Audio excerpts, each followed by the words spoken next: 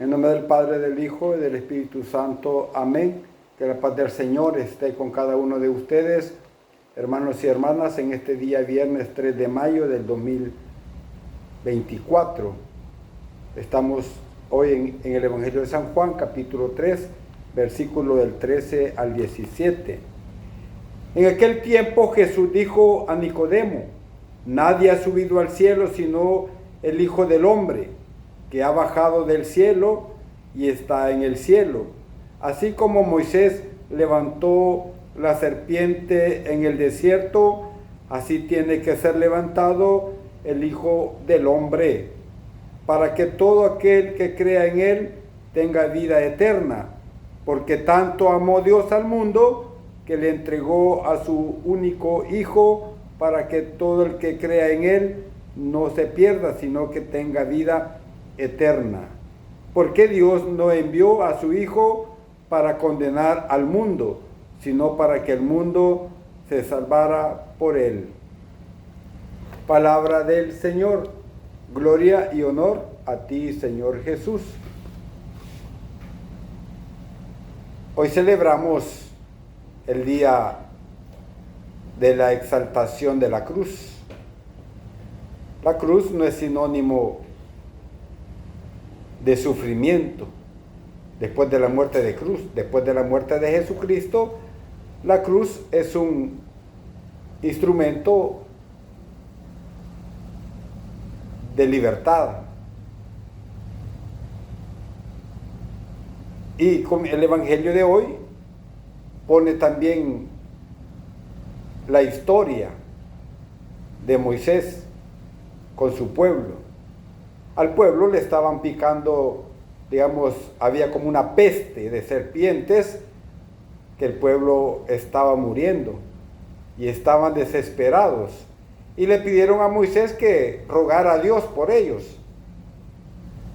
Y Dios le dijo a Moisés que esculpiera una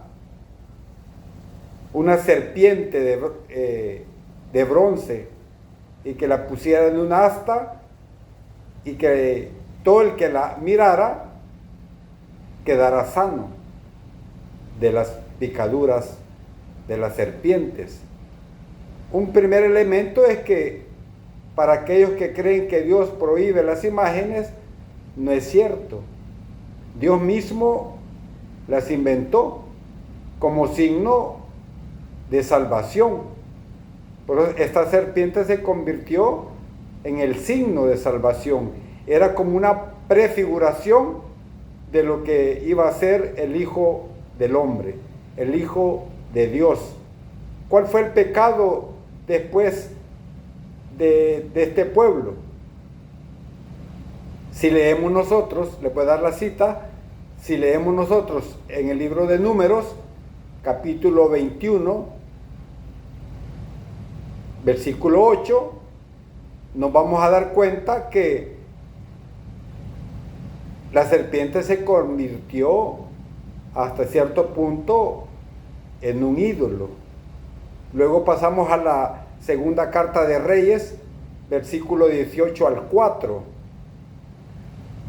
donde Dios mandó a destruir todos los santuarios de lomas, e incluso dice la serpiente de bronce que Moisés había puesto en el desierto, porque el pueblo se había idolatrado.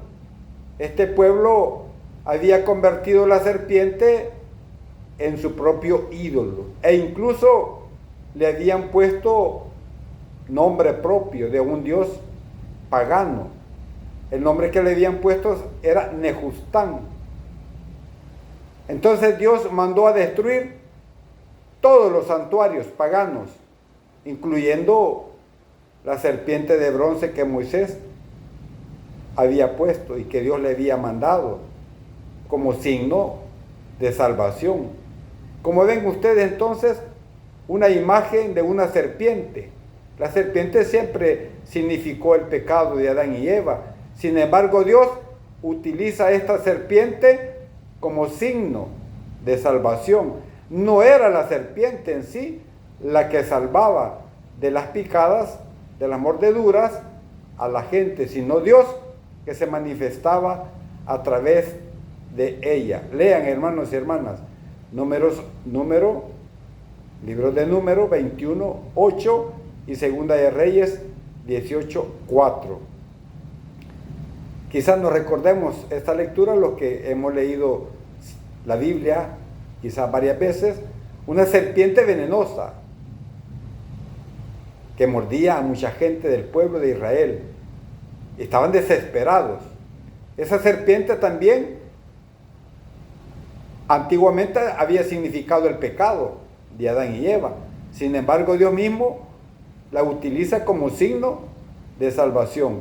Esta historia es una profecía, hermanos y hermanas, de lo que iba a hacer nuestro Señor Jesucristo. A todos nosotros, la serpiente del pecado nos ha mordido.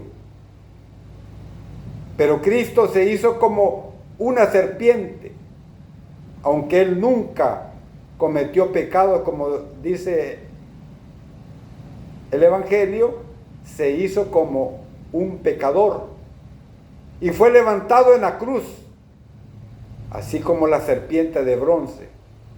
Aquella solo era un signo de la salvación. En cambio, Jesús era la propia salvación que Dios mandaba a este mundo.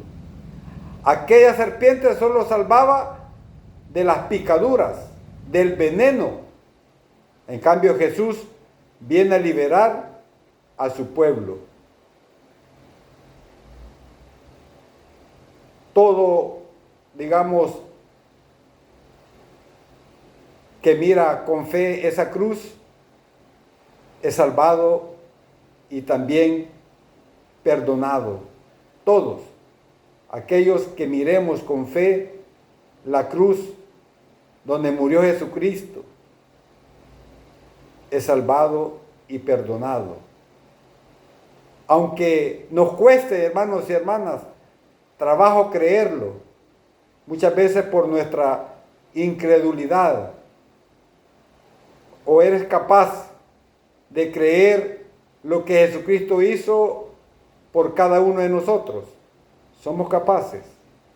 Ahí está la fe, ahí está en querer ser discípulo de Cristo, en creer lo que Él hizo por amor. ¿Por qué piensas que puedes creer en que Jesucristo hizo esto? ¿Por qué?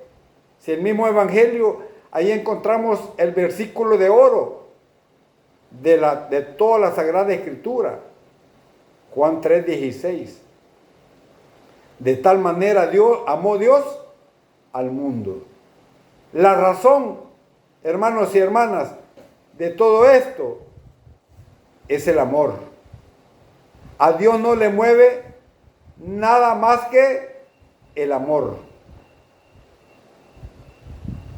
Tanto es ese amor que Dios envió a Jesús, su Hijo, para quien mire con fe, quien crea en Él, tenga la vida verdadera, la vida eterna. Hermanos y hermanas, preguntémonos con qué palabras le agradeceríamos nosotros a Dios este acto de amor, de habernos dado a su Hijo para que tuviéramos vida. ¿Con qué palabras podríamos nosotros responderle a Dios? Y dice, si seguimos leyendo el Evangelio, que el que no cree ya está condenado. El hecho de no creer, ese gran acontecimiento de la historia, que Dios fue capaz de enviar a su Hijo, en eso significa estar condenado. Si Dios hizo semejante cosa y nosotros no estamos dispuestos muchas veces a ponerle atención a lo que Él hizo, ni siquiera a darnos cuenta, menos a buscar y recibir a ese Jesús, ya estamos condenados. ¿Y en qué consiste la condenación entonces, hermanos y hermanas?